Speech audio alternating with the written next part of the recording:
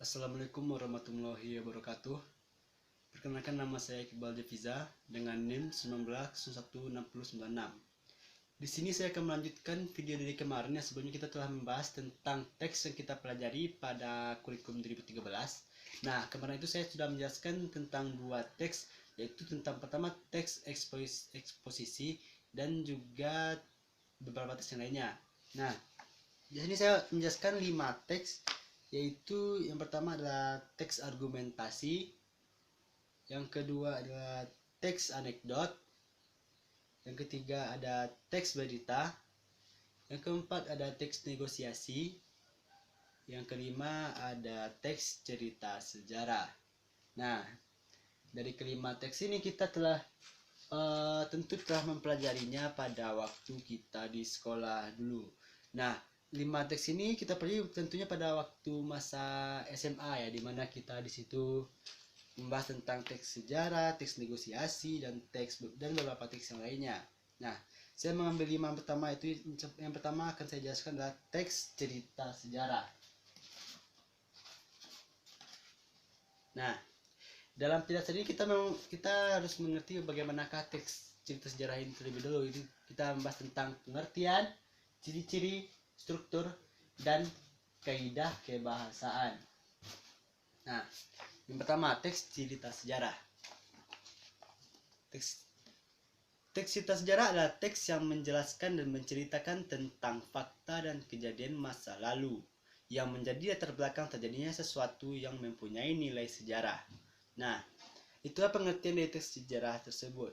Yang kedua, ada ciri-ciri dari teks sejarah adalah yang pertama ada disajikan secara kronologis atau urutan peristiwa atau urutan kejadian.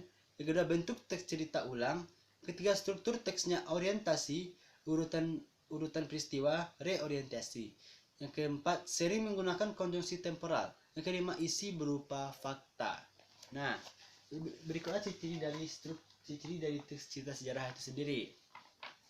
Selain dari ciri-ciri, kita harus membahas tentang struktur dari teks cerita sejarah ini.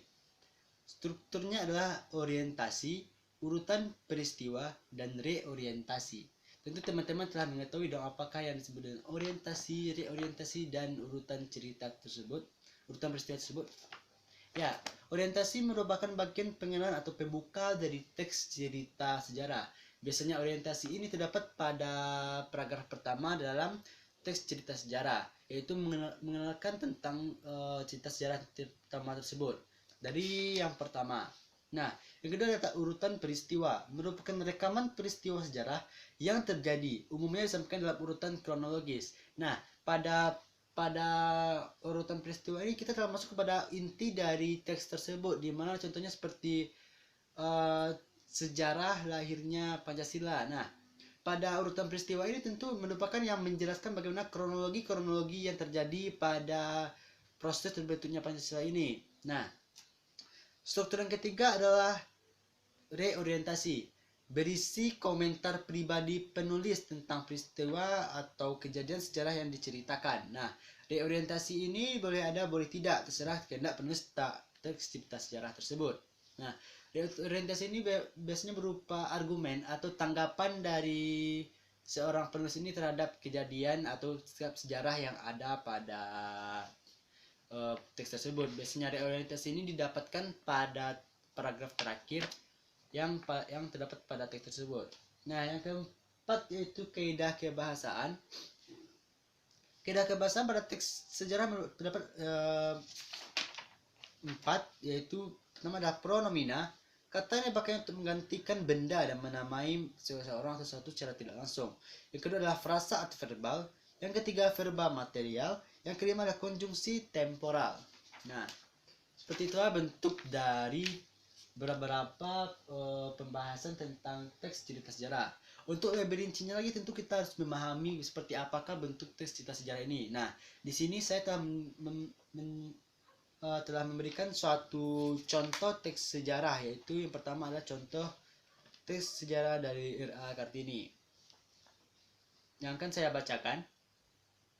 R.A. Kartini, Raden Ajeng Kartini atau yang kita kenal dengan Ibu Kartini, Dia adalah salah satu keturunan keluarga dan terpandang yang lahir pada tanggal 21 April 1879. Dan keluarganya yang mewariskan satu hal, yaitu pendidikan. Beliau pernah duduk di bangku sekolah dasar sampai tamat sekolah dasar. Beliau tidak pernah puas dengan ilmu pengetahuan dan membuat beliau ingin melanjutkan ke jenjang yang lebih tinggi.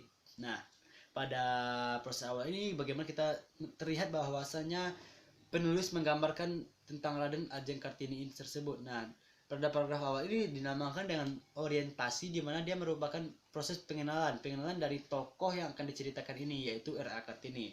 Nah, saya lanjutkan. Ada di keluarganya itu seorang gadis yang wanita belum menikah, belum dibolehkan keluar rumah atau juga disebut dipinyet.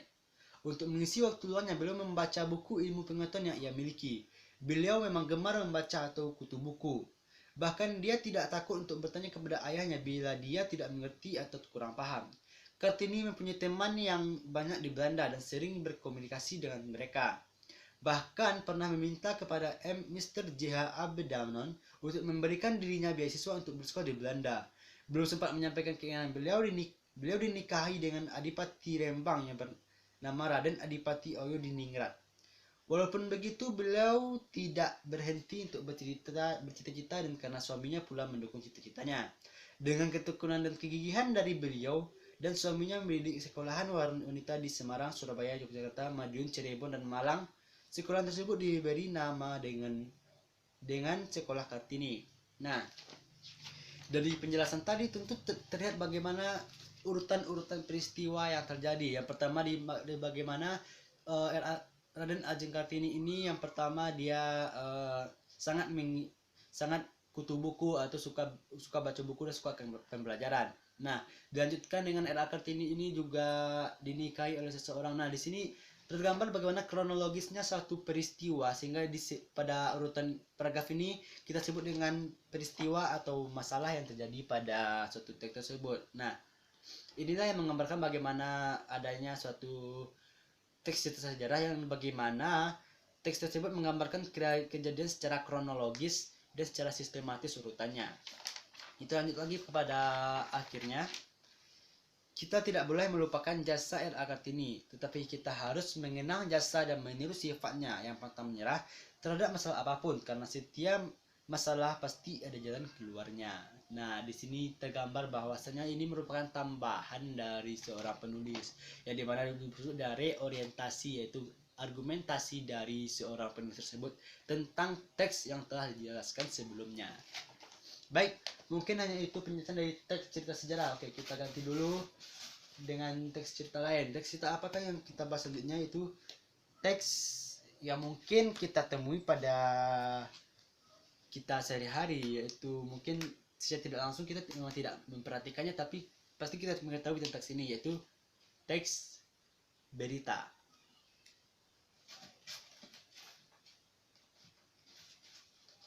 Nah, teks berita. Seperti teks sebelumnya, kita harus mengetahui dulu apa sih yang dimaksud dengan teks berita ini. Seperti apakah sih teks berita ini? Nah, pengertian dari teks berita. Teks berita adalah teks yang berisi tentang segala peristiwa yang terjadi di dunia yang disebabkan melalui berbagai media seperti radio, televisi, internet, situs web, maupun media yang lainnya. Teks berita berisi fakta, tetapi tidak semua fakta dijadikan berita. Nah, jadi hanya itulah pengertian dari teks berita tersebut. Nah, apakah teman-teman telah tergambar seperti apakah sih teks berita ini secara lebih rincinya? Kita akan membahas tentang ciri-ciri, struktur, dan kebahasaannya. Mana ciri-ciri dari teks berita? Ciri-ciri teks berita itu terdapat ciri-ciri teks berita yang baik dan benar. Di antaranya adalah yang diberitakan merupakan sesuatu yang benar terjadi, bukan opini atau gagasan penulis. Yang kedua, berupa peristiwa yang jarak terjadi, bukan suatu yang umum terjadi setiap hari. Yang ketiga, aktual, yaitu peristiwa yang diberikan masih segar atau baru terjadi. Yang keempat, data yang disajikan sesuai dengan peristiwa asli. Yang kelima, bahasa yang disajikan menarik dan dapat melihat minat pembaca. Nah, mungkin seperti itulah ciri-ciri yang pokoknya dari suatu teks berita, yang bagaimana ciri-ciri intinya adalah teks berita itu memiliki bentuk yang faktual, memiliki kaidah bahasa yang mungkin menarik agar para pembaca tidak nyaman dengan membaca berita tersebut. Nah, dari ciri-ciri kita masuk pada struktur dari teks yang biasa kita kenali dari teks berita, yaitu strukturnya adalah terdapat 3, yaitu orientasi. Berita yaitu berisi pembuka dan peristiwa yang diberikan di teks tersebut. Yang kedua adalah peristiwa, yaitu berisi tentang proses kejadian dari awal sampai akhir. Yang ketiga sumber berita, yaitu dari mana asal sumber berita tersebut muncul. Nah, tergambar dulu bagaimana bentuknya. Seperti yang kita ketahui bahwa teks berita ini hampir sama seperti teks sebelumnya, itu teks sejarah. Ya, bagaimana strukturnya hampir sama, itu pada teks ini sama-sama memakai yang namanya orientasi dan peristiwa, tetapi bedanya di sini teks berita ini memakai pada akhirnya itu sumber yang digunakan, sedangkan pada teks sejarah memiliki berbagai macam sumber yang didapat tetapi tidak dicantumkan di akhirnya. Nah, untuk lebih jelasnya lagi kita masuk aja kepada contoh dari teks berita ini. Yang pertama adalah akan saya bacakan.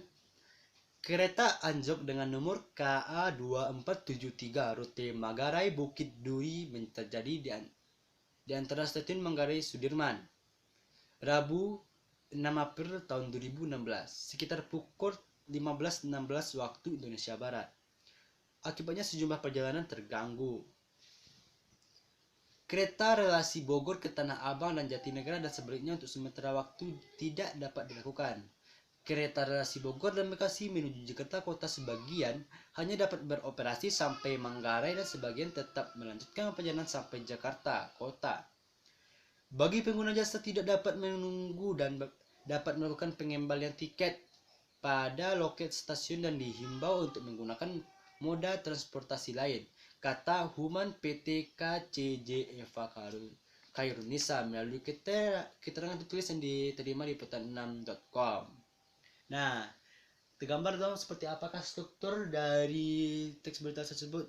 Setelah saya bacakan contohnya sama seperti teks cerita sejarah sebelumnya. Bagaimana teks ini menggambarkan pertama kali, yaitu dengan mengenalkan peristiwanya, bukan langsung kepada inti dari peristiwa tersebut atau disebut dengan orientasi. Nah, setelah orientasi kita masuk kepada itu peristiwanya sendiri, yaitu bagaimanakah efek yang disebabkan oleh kejadian yang terjadi pada sebelumnya. Nah, pada akhirnya kita masuk yaitu pada struktur terakhir, yaitu sumber yang dapat, yaitu di sini kita mendapatkan sumber dari Humas PT KCJ Eva Khairunisa melalui keterangan tertulis yang diterima. Nah, seperti itulah bentuk dari teks berita. Baiklah, mungkin sekian dari teks berita yang saya bacakan. Kita maksud kepada teks selanjutnya.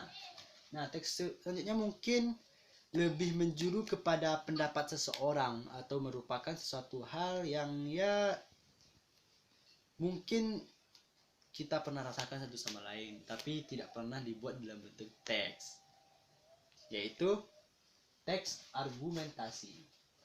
Nah, seperti namanya tadi, yaitu teks argumentasi. Argumentasi merupakan suatu hal yang pokok pikiran seseorang atau pendapat seseorang yang digambarkan dalam bentuk teks. Nah, untuk lebih tepatnya kita akan masuk kepada pengertiannya terlebih dahulu. Yang pertama yaitu teks editorial atau teks argumentasi adalah teks yang berisi pendapat pribadi seseorang terhadap suatu isu atau masalah aktual. Isu tersebut meliputi masalah politik, sosial, ataupun masalah ekonomi yang memiliki hubungan secara signifikan dengan politik. Nah, dari teks argumentasi ini tentu ya lebih didominasi oleh beberapa hal yang berupa argumen atau pendapat seseorang. Nah, ciri-ciri dari teks ini adalah tema tulisannya selalu hangat, yaitu berupa hal-hal yang baru diperbincangkan atau yang sangat sering dijumpai pada saat sekarang ini.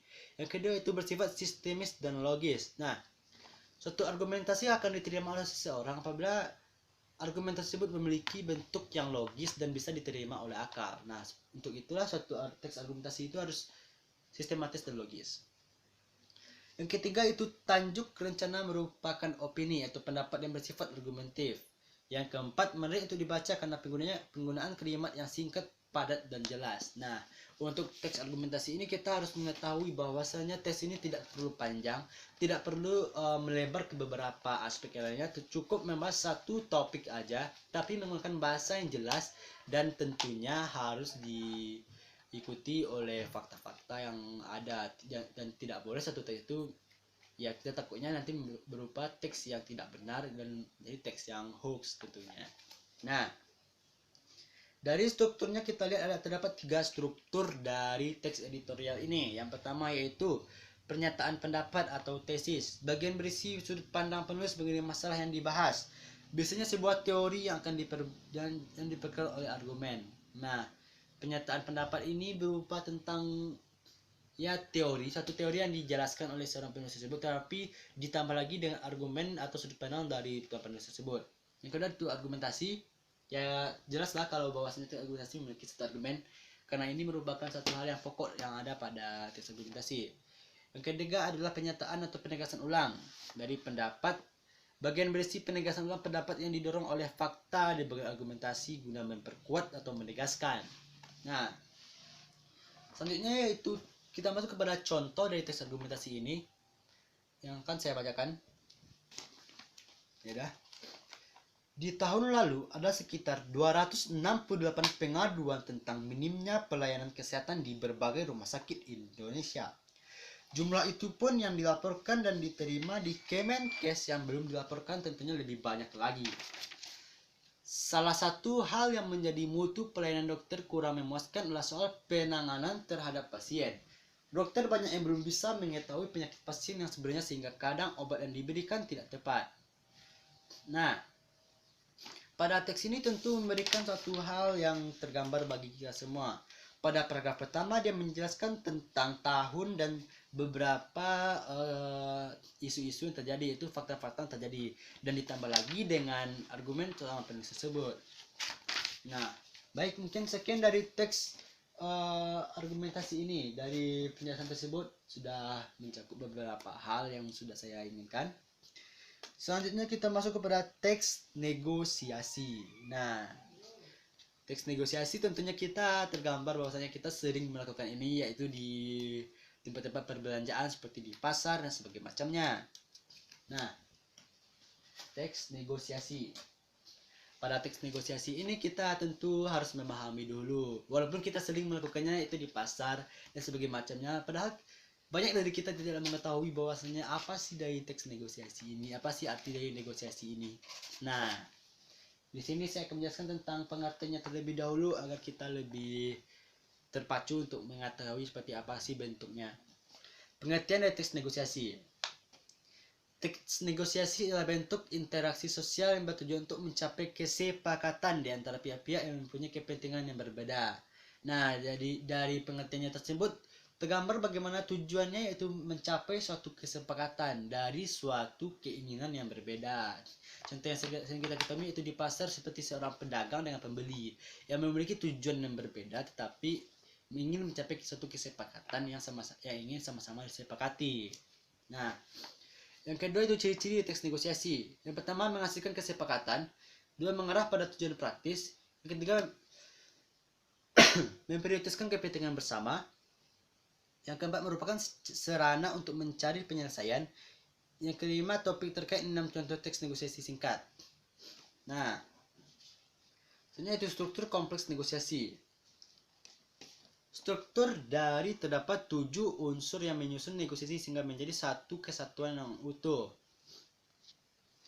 Baik, selanjutnya kita masuk kepada struktur dari teks negosiasi. Terdapat 7 unsur yang menyusun teks negosiasi ini.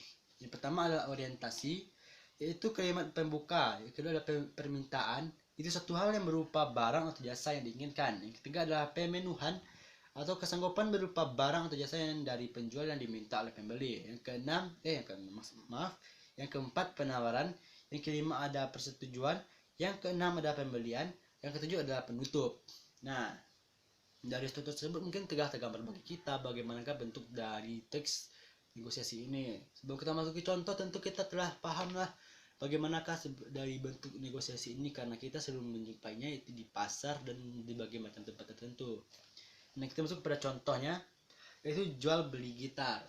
Yaitu yang pertama, antara pembeli dan penjual. Pembeli, Bu, saya mau beli gitar ini, berapa harganya?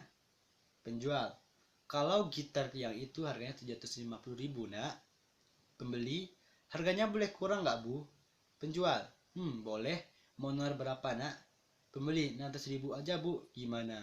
Nah, pada hal ini telah tergambar bagaimana bentuk dari teks negosiasi ini, yaitu bagaimana terdapat beberapa permintaan dari seorang pembeli. Nah, permintaan itu dari contohnya mungkin terlihat bagaimana kasih permintaan seorang pembeli yang ingin membeli satu gitar. Nah, saya lanjutkan. 600.000 aja gimana Bu? Tanggap pembeli. Penjual, wah harga segitu rasanya tidak bisa nak. Pembeli menaruh lagi, kalau 625.000 gimana Bu? Penjual, naikin dikit nak 650.000, ibu lepas gitar ini. Pembeli, iya deh Bu, saya setuju, ini uangnya. Nah, dari teks negosiasi ini harus memiliki satu hal yang berupa hal yang dituju, yaitu beberapa kesepakatan akhirnya. Apakah nanti harga yang diinginkan sepakat atau tidak sepakat nantinya. Nah, terus selanjutnya kita masuk kepada teks yang kelima, yaitu teks terakhir, yaitu teks anekdot. Masih teks anekdot. Teks anekdot. Oh ini teks anekdot. Maaf. Teks anekdot.